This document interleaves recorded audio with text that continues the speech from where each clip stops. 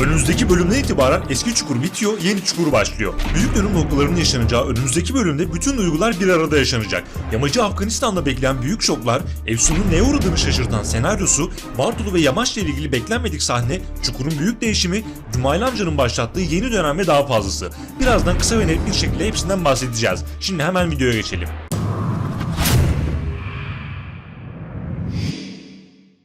İlk olarak Yamaç'la başlayalım. Yamaç Koçovalı önümüzdeki bölümde herkese duygu dolu anlar yaşatacak. Yine oyunculuğunu konuşturarak yeni bölüme damgasını vuracak. Hatta birçok izleyici Yamaç'ın düştüğü durumlara fazlasıyla üzülecek. Peki Yamaç'ı Afganistan'da neler bekliyor? Afganistan adı altındaki çekimler Kapadokya'da gerçekleştirildi ve yeni bölümün büyük bir kısmı burada geçecek. Yamaç'ı bekleyen kötü senaryolardan biri de acımasız işkenceler. Yamaç'ı Afganistan'a kaldıran Kulkan elbette boş durmadan hamlelerine devam edecek ve Yamaç'ı zincirli işkencelerden tutun tabuta koyma işkencesine kadar türlü acılar bekliyor. Tabi bunların yanı sıra uyuşturucu maddeler de verilecek. 4 sezondur acıları bir türlü dinmek bilmeyen Yamaç, önceki videoda anlattığımız Kötülük Çiçekleri kitabındaki gibi çukur final yapana kadar cehennemi yaşamaya devam edecek. Sonucunda ise çukurun kurtulması ve sadece Yamaç'ın hayatta kalması dışında ne yazık ki acı bir senaryo yaşanacak. Çünkü çukur kurtulacak ancak bu süreçte tüm evlatlarını yemiş olacak. Hatta bu süreçte yine bol spoiler içeren bir rüya sahnesine şahit olacağız. Yamaç'ın gördüğü Aliço ve Melia rüyası, Nehir ve Yamaç'ın gördüğü birebir benzer rüyalar, Akın'ın gördüğü rüya ve Vartolu'nun ikinci sezonda çukuru kurtarırken birçok sevdiğinin öldüğünü gördüğü rüya, dizideki rüyaların ne kadar çok spoiler içerdiğinin birer göstergesi. Evet, Yamaç önümüzdeki bölümde Afganistan'da olacak. Çukura gelişi ise bir sonraki bölüme sarkacak.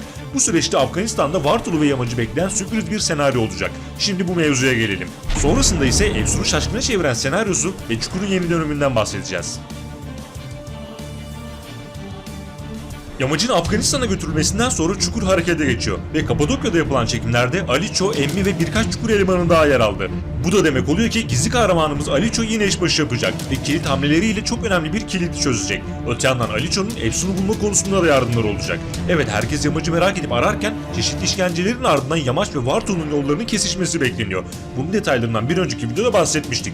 Ek olarak şunu da söyleyelim. Yamaç'ı düştüğü hallerden kurtaracak olan isimlerin başında Vartolu geliyor. Fakat öncesinde başkalarını kurduğu sinsice bir plan sonucunda Yamaç'ın neredeyse ölümüne sebep olacak şok bir sahne bizi bekliyor. Ancak her zaman bir yolunu bulan Vartolu, Yamaç'la ilgili bu şoku atlattıktan sonra önümüzdeki bölüm değil bir sonraki bölümde Çukur'a giriş yapacak. Öte yandan Çukur'un yeni hali herkesin dikkatini çekti. Muhittin'in berberi kapıya çevrildi, hemen yanına dövmeci açıldı, Çukur'un ablemi restore edildi ve Çukur'un çehresi değişti adı altında birçok değişikliğe imza atıldı. Hatta bu konuda sizlerden çok sayıda Çukur'da 3-5 yıl zaman atlaması mı olacak diye sorular geldi.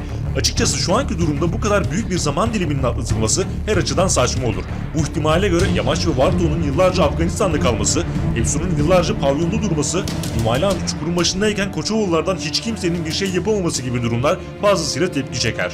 Ancak sadece birkaç ay zaman atlatılması durumunda bu mevzu kabul edilebilir hale gelir. Tabii bir de şu iki ihtimal var: flashback sahneler veya rüya sahneleri. Fakat nasıl olursa olsun şurası bir gerçek. Çukur'da artık yepyeni bir dönem başlıyor. Dönemin adı ise Cumaylı amca dönemi.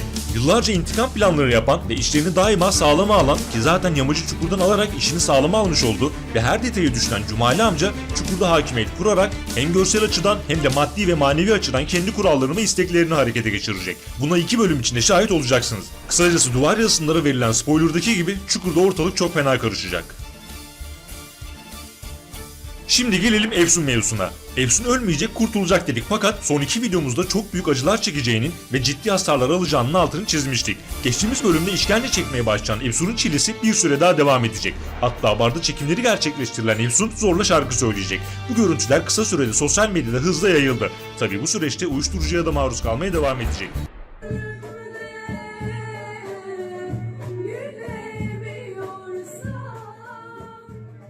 Cash in the bag, stadium tag, baby I'm bad, baby I'm bad. I got cash in the bag.